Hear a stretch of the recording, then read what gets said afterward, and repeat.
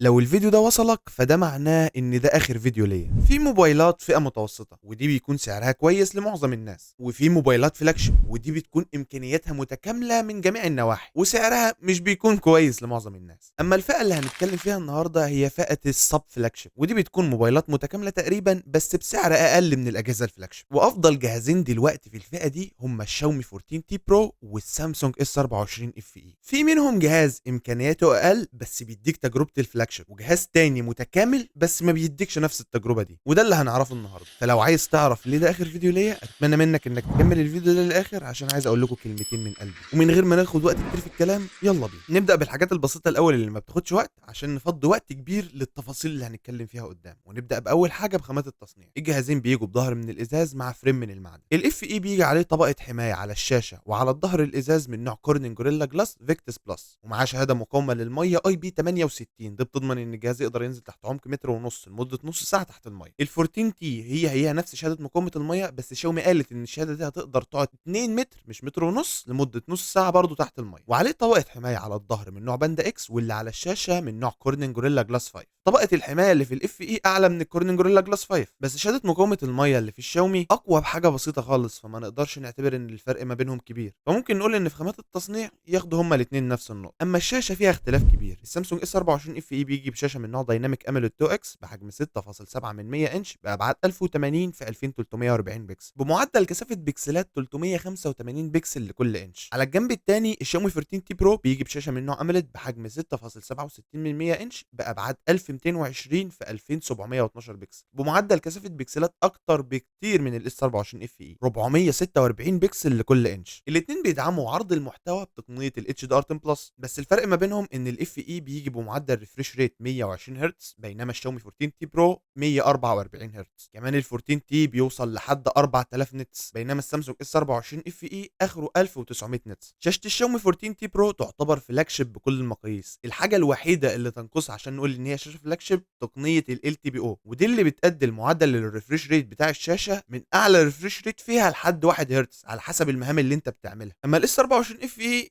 ينقصوا حاجات كتير عشان تبقى شاشته بالمستوى الفلاج شيب. ال تي بي او، كمان البيزل الكبيره اللي انت شايفها قدامك، وكمان كثافه البكسلات العاليه، وكمان معدل الفليكرنج اللي ما بين الشاشتين. فشاشه ال 14 تي برو هتحافظ على عينك اكتر، وبالتالي فهو كده المتفوق في نقطه الشاشه. انا مش عايز احرق لك مفاجات الكاميرات دلوقتي عشان برضو عايز اكلمك عن حاجه مهمه الا وهي الاداء، لان هنشوف مفاجات برضو. السامسونج اس 24 اف اي احنا عرفنا ان هو بيجي بمعالج من سامسونج الاكزينوس 2400 اي. ده معالج بينافس معالجات الاجهزه الفلاج شيب، وكمان يعتبر ثالث اقوى اداء في سامسونج. لو ده كله عادي بالنسبه لك، فالمعالج اللي موجود في الشاومي 14 تي برو معالج من شركه ميديا تك الدايمنستي 9300 بلس. يعني عشان تفهم قد ايه المعالج ده قوي فخليني اقول لك ان هو اقوى بنسبه 20% من الاكزينوس 2400 اي. بس كده لا، تعرف السناب دراجون 8 جين 3 اللي هو معالج اجهزه الفلاج شيب بتاع السنه اللي فاتت قبل ما ينزل السناب دراجون اليت؟ خليني اقول لك ان المعالج ده هو اقوى اداء في سعره، اقوى حتى من ال 8 جين 3. فانت هتشوف نقله نوعيه خالص في نقطه الاداء. يعني في المواقع اللي بتقيس اختبارات الاداء شبه 3 دي مارك وانتوتو مثلا هتلاقي ان المعالج ده اقوى بشويه حلوين من الاكزينوس 2400. كمان ده بينتقل للالعاب. يعني في لعبه مثلا شبه جنشن امباكت هتلاقي الاف اي بيديك متوسط فريمات 51 فريم فيها. اعلى اف بي اس في اللعبه دي هو 60 فريم، واللي ال 14 تي بيديهولك متوسط 59 فريم منهم. في موبايل ليجن هتلاقي ان الاف اي بيديك متوسط فريمات 112 فريم، واعلى اف بي اس في اللعبه دي هو 120 فريم. الشاومي 14 تي بيديك متوسط فريمات 119 فريم ثابتين، وبيوصل كمان لحد 120 فريم، وغيره كتير بقى من كل الالعاب دي. في نقطه الالعاب على طول هتلاقي الشاومي 14 تي برو هو اللي متفوق، فده مخلي المهام اللي مش متعلقه بالجي بي يو قوي اسرع في السامسونج اس 24 اف اي بشكل ملحوظ. الحاجات شبه الاستخدام اليومي وردات الفعل السريعه فبتبقى سلسه اكتر في السامسونج اس 24 اف اي. وانا هنا قلت لك الحاجات اللي مش متعلقه بالجي بي يو لسبب، لانه برغم تعاون سامسونج مع شركه اي ام دي اللي بتعمل معالجات لاجهزه الكمبيوتر في المعالج الرسومي اللي اسمه اكس كليبس 940، فالمعالج الرسومي اللي موجود في الشاومي 14 تي اللي انا مش عارف اقرا اسمه ده هو اقوى منهم برضه. فلما بتيجي تقارنه بسرعه فتح الالعاب ما بين الجهازين هتلاقي التفوق ناحيه الشاومي 14 تي برو. ودرجات الحراره برضه نفس الكلام، لان احنا في مستوى معالجات فلاج شيب فلك ان تتوقع درجات حراره عاليه، وده اللي بيحصل هنا. الجهازين درجات الحراره ما بينهم قريبه، هتلاقيهم مثلا بيوصلوا ل 45 درجه عادي جدا، ده المعتاد من الفئه دي، فهم قريبين في درجات الحراره. مع مع فرق درجه او اتنين لصالح السامسونج اس 24 اف اي. وبمناسبه درجات الحراره برضو، فاحنا عارفين ان لما المعالج بيسخن بيضطر يقلل تردداته، وكان المعالج المستقر اكتر في العمليه دي كان هو الدايمينستي 9300 بلس اللي موجود في الشاومي 14 تي برو. فلو انت كان من اهتماماتك برضو انك تحصل على اداء كويس في الالعاب، اختار الشاومي 14 تي برو لانه معالجه متفوق في النقطه دي. كمان دعم المطورين لمعالجات دايمينستي في العابهم اكتر بكتير من دعمهم لمعالجات اكزينوس. وبكده نكون كملنا نقطة الأداء واتكلمنا عن كل حاجة فيها، بس لسه فاضل الواجهة ومزايا الذكاء الصناعي اللي هنتكلم فيها بعد ما أكلمك عن الكاميرات. بس أنا هكلمك عن الكاميرات ليه دلوقتي وأنت لسه ما عملتش لايك، وليه زرار السبسكرايب ده أنت لسه ما ضغطتش عليه لحد دلوقتي. وسيت اب الكاميرات متفاوت ما بينهم بفرق كبير. يعني مثلا الشاومي 14 تي برو بيجي بعدسة أساسية دقتها 50 ميجا بكسل بفتحة عدسة اف 1.6 وفيها مثبت بصري فعلي او اي اس. الاس 24 بيجي بعدسة دقتها 50 ميجا بكسل بفتحة عدسة اف 1.8 وفيها برضه مثبت بصري فعلي او اي اس. اما العدسه التيلي فوتو في الشاومي 14 تي برو دقتها 50 ميجا بكسل وبتديك 2.6 اوبتيكال زوم، مش 2.5 شبه ال 14 تي، لا ده بفرق بسيط هنا للشاومي 14 تي برو. اما التيلي فوتو في الاف اي دقتها 8 ميجا بكسل وبتديك 3 اكس اوبتيكال زوم وفيها مثبت بصري حقيقي او اي اس. العدسه الثالثه في الجهازين دي ال 12 ميجا بكسل الالترا وايد اللي احنا متعودين عليه. اما السيلفي فهي بدقه 32 ميجا بكسل في الشاومي 14 تي برو وبدقه 10 ميجا بكسل في السامسونج اس 24 اف اي. المميز في الكاميرتين السيلفي دول ان هم بيقدروا يصوروا 4K على 60 فريم في الثانيه في السامسونج اس 24 اف اي وعلى 30 فريم في الثانيه في الشاومي 14 تي برو. في تجربه الكاميرتين قصاد بعض هتلاقي التفوق ناحيه الشاومي 14 تي برو في التصوير الليلي. وطبعا اللي جايين من الفيديو اللي فات عارفين انا هتكلم عن ايه دلوقتي، فهتلاقي ان التفاصيل طالعه اكتر في الشاومي 14 تي برو في التصوير الليلي، وكمان التحكم في النويز اقل. يعني ما هتلاقيش دغبشه في الصوره كده وما هتحسش ان الضوء اللي طالع من الصوره اسطع بكتير في الشاومي 14 تي برو عكس النتيجه اللي بتطلع من السامسونج اس 24 اف اي. وده بسبب مزايا الذكاء الصناعي اللي شاومي حطها في التصوير الليلي. وركز قوي في حته المعالجه بالذكاء الصناعي دي لان هنرجع لها تاني. وقبل ما نتكلم عن تصوير الفيديو الليلي تعالى اما نتكلم عن التصوير في ضوء النهار عشان الامور توضح لك. وهتلاقي هنا بقى اختلاف كبير عن التصوير الليلي. كميه التفاصيل اللي بتطلع من السامسونج اس 24 اف اي اكتر بالرغم من ان العدستين دقتهم 50 ميجا بكسل، وده طبعا بيفرق بطريقه المعالجه بتقنيات البيكسل بايننج والحاجات دي. تفاصيل كتير مش داعي تشغل دماغك بيها دلوقتي. المهم انا عايزك تركز على الحتت اللي فيها الاتش دي ار ومعالجات الضوء الساطع في الخلفيه ورا وكميه النويز والتفاصيل اللي بتطلع من الصور. وده الصراحه انا شايف ان التفوق فيهم للسامسونج اس 24 اف اي. كمان في نقط الشادوز والتحكم في الاكسبوجر وتسيح الضوء على الجلد كده، ما تحسش مثلا ان في حته هرش في ضوء معين على جسم الشخص اللي بيتصور. وهنا بجد بقى بيبان طريقه معالجه الاجهزه الفلاجشيب. يعني على الرغم ان الشاومي 14 تي متعاونه مع شركه لايكا في الالوان اللي بتطلع من الكاميرات والتعاون ده ادى ثماره، الالوان صراحه بتطلع عينك حبها اكتر من السامسونج اس 24 اف اي، بس امكانيات الكاميرا نفسها التفوق فيها في الاف اي. اما البورتريهات برضه لو هنستخدم العدسه التليفوتو فطريقه المعالجه هو المتفوق فيها السامسونج، على الرغم من ان القط بتاع ال 14 تي برو عاجبني اكتر وكمان كميه التفاصيل اللي بتطلع منه اكتر بحكم العدسه 8 ميجا بكسل اللي موجوده في الاس 24 اف اي، ولكن كطريقه معالجه انا حابب الاف اي اكتر. ومستني برضو اعرف رايك انت في الكومنتات، ما تعتمدش على رايي انا بس، عايزك تدقق في الصور جامد وتكتب لي رايك انت في الكومنتات. وبرضو فاكرين حته التجميل اللي كنا ذكرناها في الفيديو بتاع المقارنه اللي فات عن الشاومي 14 تي اللي هو النسخه العاديه؟ انا لاحظت ان هي اقل هنا في الشاومي 14 تي برو. اي نعم هي ما اختفتش ولكن الفرق كبير ما بينهم هما الاثنين. وفي تصوير الصور دي الاثنين بيقدروا يوصلوا ل 30 اكس زوم. وهنا بقى هيبين لك حته الذكاء الصناعي اللي انا بكلمك فيها. يعني انت عارف لما بتدخل على برنامج يعالج لك الصور المبكسله شبه رينمي والحاجات دي، بتحس ان الصوره طالعه فيك والتفاصيل اللي فيها ممسوحه، يعني عشان يوهمك ان هو عالج الصوره فتلاقيه بيسيح البكسلات على بعضها. ده اللي انا بحسه من تصوير الشاومي 14 تي برو. واللي يثبت لك كده وكده اكتر هو التصوير الليلي. طبيعي ان اي جهاز يطلع نويز في التصوير الاضاءه فيه بتكون منعدمه، بس لان شاومي ضافت ذكاء صناعي في التصوير الليلي، شوف تصوير الفيديو الليلي بيكون عامل ازاي. وده بيبين لك هنا امكانيات الكاميرات المستخدمه في السامسونج اس 24 اف اي. يعني شايف السيطره على الاكسبوجر كانت عامله ازاي في الصور اللي موجوده في الشاومي 14 تي برو. بص عليها كده في تصوير الفيديو هتلاقي المتحكم فيها اكتر هو السامسونج اس 24 اف اي. وبمناسبه تصوير الفيديو عايزك تعرف برضو ان السامسونج اس 24 بيقدر يوصل ل 12 اكس زوم، اما الشاومي 14 تي برو بيقدر يوصل ل 15 اكس زوم. فانا من رايي دلوقتي لو انت كان اهتمامك بالكاميرات اكتر اختار السامسونج اس 24 اف اي. ويهمني برضو اعرف رايك في كاميرات الشاومي 14 تي برو في الكومنتات. تعالى بقى يا طويل العمر يا اللي لسه ما عملتش لايك اما نتكلم عن الواجهه ومزايا الذكاء الصناعي. الشاومي 14 تي برو بيجي طبعا بواجهه شاومي اللي مش محتاجه فقاقه، يعني الهايبر او اس، وهيترقى له للنظام الجديد الهايبر او اس 2. وشاومي الصراحه وعملت اللي عليها ووعدك ب4 سنين من تحديثات الاندرويد و5 سنين من السكيورتي ابديت. اما السامسونج اس 24 اف اي بيجي بواجهه 1 يو اي 6.1، وهنا نشوف فرق كبير تاني لسامسونج، وعداك ب7 سنين من تحديثات الاندرويد و7 سنين من السكيورتي ابديت زيك زي اجهزه الفلاج شيب بتاعتها، والجهازين مبنيين على نظام تشغيل اندرويد 14. فانت هيوصل لك تحديثات لحد اندرويد 18 في الشاومي 14 تي برو ولحد اندرويد 21 في السامسونج اس 24 اف اي. اما مزايا الذكاء الصناعي بقى تقريبا هم كتله واحده في الجهازين. كل المزايا اللي موجوده في الشاومي 14 تي برو موجوده في السامسونج اس 24 اف اي، مع زياده بشويه حاجات كده شبه الفوتو اسيست، انك تقدر تشيل عنصر من الصوره وتحركه من مكانه وتكبره، او الجاليري اسيست شبه انك تقدر تنشئ حاجه ما كانتش موجوده في الصوره، او انك تعمل صورتك كرتون والحاجات دي. الحاجات دي موجوده برضو في الشاومي 14 تي برو بس على خفيف شويه، انك تقدر تعمل اكسباند للصوره او تقدر تشيل حاجه من الصوره، والكلام ده موجود في شاومي من زمان، يعني ما كانش من ضمن اضافات الذكاء الصناعي الجديده اللي موجوده في شاومي شبه الترجمه والحاجات دي. وانا اصلا يعني شايف ان المزايا دي انت مش هتستخدمها كتير، حتى لما تجيب الجهازين صدقني انت مش معظم وقتك ما هتضطرش تستخدم المزايا دي اساسا. وغير مزايا الذكاء الصناعي فاللي ما بيدعموش الشاومي 14 تي هو السامسونج ديكس، ودي اللي بتخليك تقدر تحول موبايلك لبي سي لما توصله على شاشه. الميزه دي جامده جدا. ايه ما تنامش مني، احنا لسه معانا كتير، لسه معانا البطاريه. ال 14 تي برو بيجي ببطاريه ساعتها 5000 ملي امبير مع شاحن جوه العلبه بقدره 120 واط وشحن وايرلس بقدره 50 واط، دي ميزه فلاج شيب. الاف اي بقى بيجي ببطاريه ساعتها 4700 ملي امبير، والشحن طبعا مش هيجي لك جوه العلبه كعاده سامسونج، واخره انه يوصل لقدره شحن 25 واط مع برضه شحن وايرلس بقدره 15 واط. والفرق ان هو فيه ريفرس تشارج، ان هو يقدر يشحن حاجه تانية شبه السماعه او ساعه والحاجات دي. في التجربه الفعليه بقى لسرعه شحن الجهازين من 0 ل 100%، مش عارف اجيبها لك ازاي، بس ال 14 تي بعد 10 دقائق شحن حوالي 55%. في ال10 دقائق دول كان الاف اي تقريبا حوالي 12%، وبعد 25 دقيقه كان ال 14 تي برو شحن فل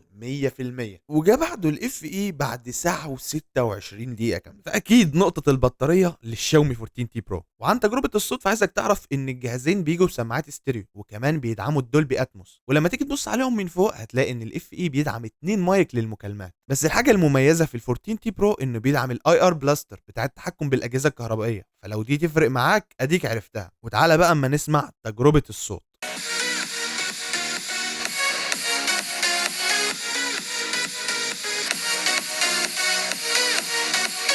وعن تجربه الشبكات برضو فانا الصراحه اتفاجئت من السامسونج اس 24 اف اي، لان احنا عارفين ان شبكات سامسونج بتكون في العاده ضعيفه، بس هي كانت كويسه جدا هنا. واي نعم التفوق كان فيها للشاومي 14 تي برو، بس هي يعتبر قريبين من بعض جدا. تعالى بقى اما نعرف اخر حاجه وهي الاسعار، وهقول لك رايي الشخصي في الجهازين دول، لان انا حاسس ان رايي الشخصي هيفرق في المره دي. مش هنقول سعر النسخه ال 128 جيجا من السامسونج اس 24 اف اي، لان مفيش نسخه 128 جيجا من الشاومي 14 تي برو، بس لو عايز تعرفه هو سعرها بيبدا من $499 دلوقتي، لان عليها خصم اليومين دول. سعر النسخه ال 256 جيجا مع 8 جيجا رام من الاف اي بالدولار تقريبا $648. من الشاومي 14 تي برو بدل اخر رقمين هيبقى معاك $684، بس ده للنسخه ال 512 جيجا مع 12 جيجا رام، لان ما عرفتش اوصل لسعر النسخه ال 256 جيجا. سعر النسخه دي بقى من السامسونج اس 24 اف اي في السعوديه عامله 1900 ريال سعودي. ال 512 جيجا مع 12 من الشاومي 14 تي برو في السعوديه تقريبا حوالي 2400 ريال سعودي، وال 512 مع 8 جيجا رام للاف اي حوالي 2586 ريال سعودي. ففرق الاسعار ما بينهم يعتبر مش كبير. في الامارات ال 512 جيجا من السامسونج اس 24 اف اي 2229 درهم، اما ال 14 تي برو 1900 درهم، وال 256 جيجا من السامسونج 1800 درهم. في مصر الشاومي 14 تي برو يعتبر مش متوفر هنا بكثره، يعتبر اللي دخله مصر في فتره من الفترات كان هو الناس اللي بيستورده. اما سعر النسخه ال 256 جيجا مع 8 جيجا رام للاس 24 اف اي تقريبا 39000 جنيه ونص. وانا اتوقع برضو ان سعر الشاومي 14 تي برو لما ينزل هيكون في حدود ال 35 ل 40000، فبرضو فرق السعر ما بينه وما بين السامسونج مش هيكون كبير. اما دلوقتي فانا عايز اجيب لك خلاصه الفيديو. الجهاز اللي متفوق من حيث الكماليات في تقريبا كل حاجه هو الشاومي 14 تي برو، ولو هنقف لحد الكلمتين دول فتمام انا معاك، انا هختار الجهاز ده. اما غير كده بقى فانا شايف انه طالما انا شخص وصلت للفئه السعريه دي فتجربه الفلاج شيب هتفرق معايا. من حيث ايه؟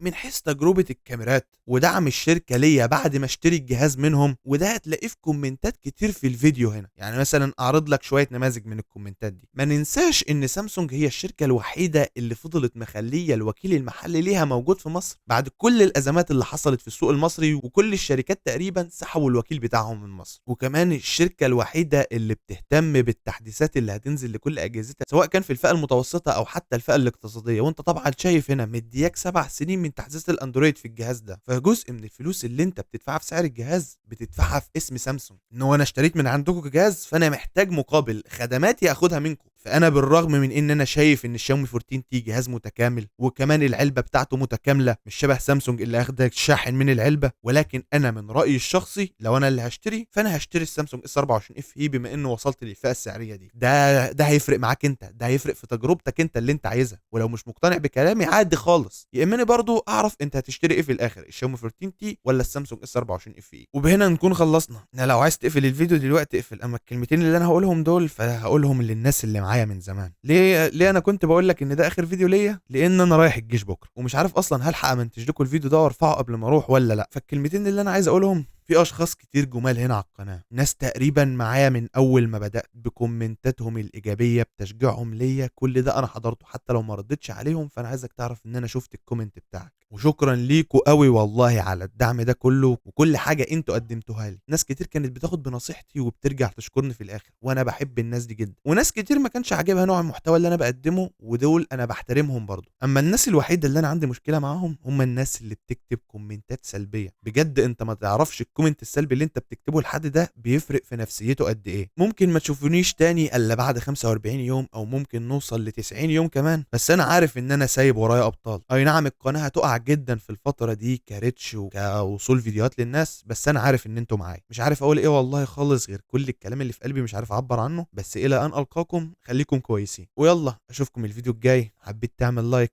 اعمل لايك، وسلام.